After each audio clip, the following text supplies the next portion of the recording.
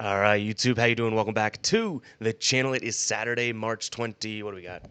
March 22nd, and we got a 5-game NBA slate on today. But yes, if you can't tell by the video, we are traveling. I know all the jokes, guys traveling all the time, blah blah blah. But we do have an abbreviated version of today's video. Just 2 NBA plays coming your way in this one.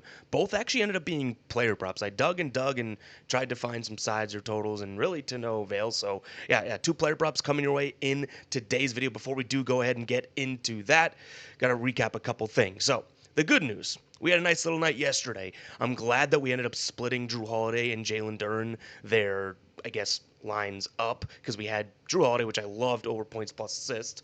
That doesn't come through, but his assist does cash, and we put a half unit on each of those. And same thing with Jalen Duren here. We had his double-double, and then his over 13.5 points. He did put in 14 for us, so we kind of split those, and then we had our parlay where we knocked both the Rockets team total and the Timberwolves team total down. The Rockets just got there. Timberwolves crushed it. Almost took their team total just outright anyways. I talked about it in the video, but nonetheless, slightly profitable night last night. Unfortunately, the ride of the day, this is a tough pill to swallow here from Dub.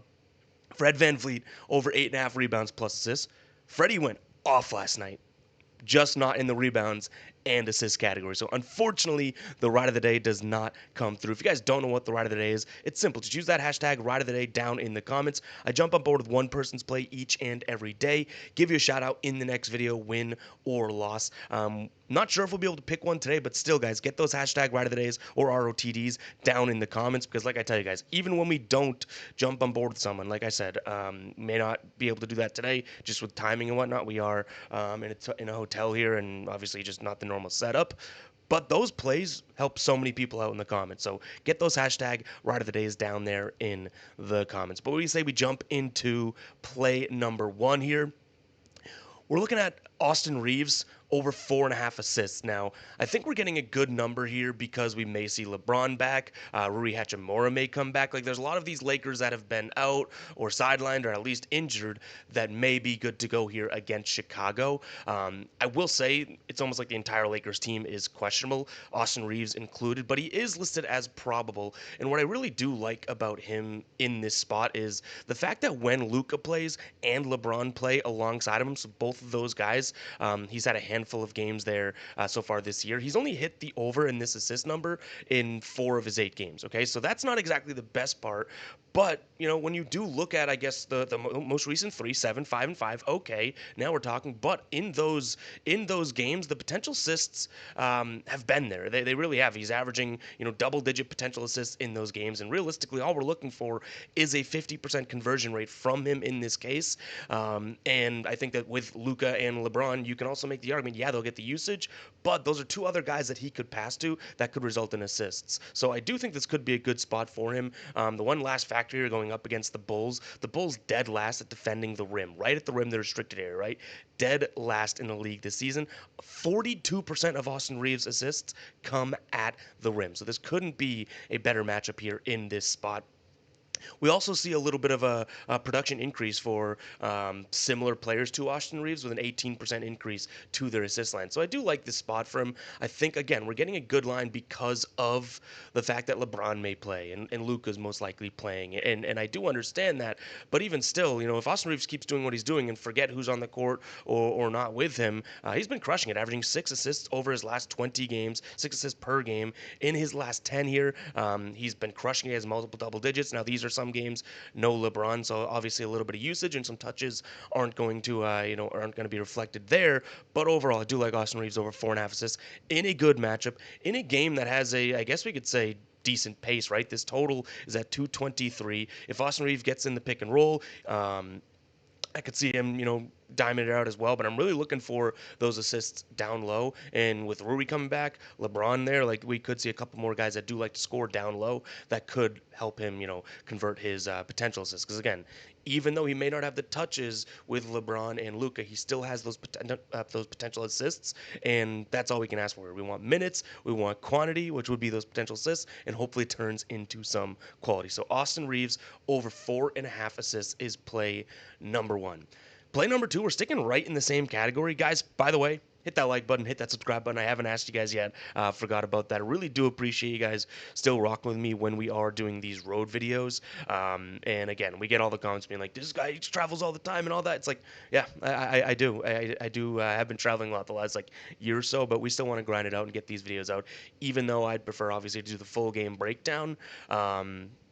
These hybrid videos are at least something, right? And then I love making these videos, love interacting with you guys. So appreciate everyone that still rocks with me even when we are on the road. So hit that like button, hit that subscribe button. Anywho, jumping into play number 2 here, sticking in the same category. Brendan Podemski here, over 3.5 assists. Now, I can't lie, this kind of just sparked right into my brain the minute, we see Steph Curry is out, and hoping that's the case. Obviously, he's listed as out right now. I think his MRI said that there's no structural damage or whatever on his whatever he hurt, right? I think it was like his pelvis or something.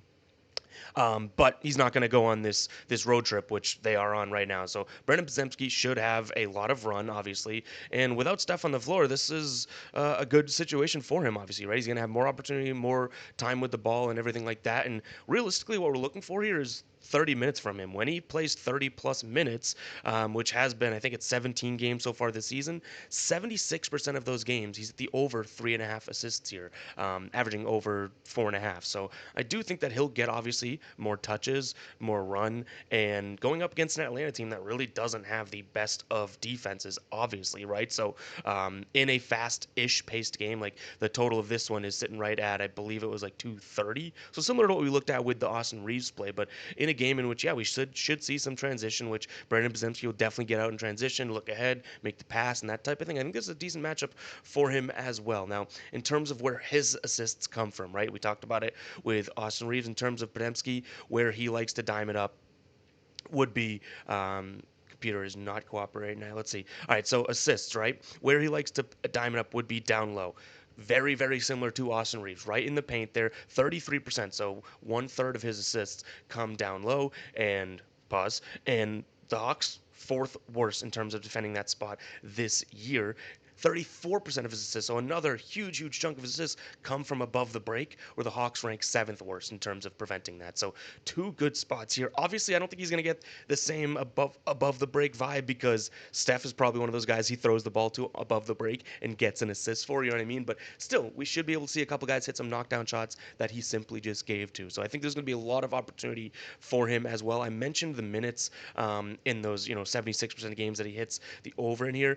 Realistically, what we're looking for is double-digit potential assists, which he has been getting plenty when he plays 30 plus minutes. And even with Steph out as well, the numbers are going to look good too. But realistically, even with and without Steph, I think this comes down to 2 minutes. So I'm hoping that we do get at least 30 from Podziemski in a game in which we have a 2.5-point spread. We have a decent total, right? We have a team that can't play a lick of defense. Should really shape up for a guy that's looking for more opportunity with the team's stud out. So yeah, 2 plays, Brendan Podziemski over 3.5 assists, and then Austin Reeves over 4.5 assists. Looking for 2, I guess, pseudo point guard / shooting guard players here to get over their assist line.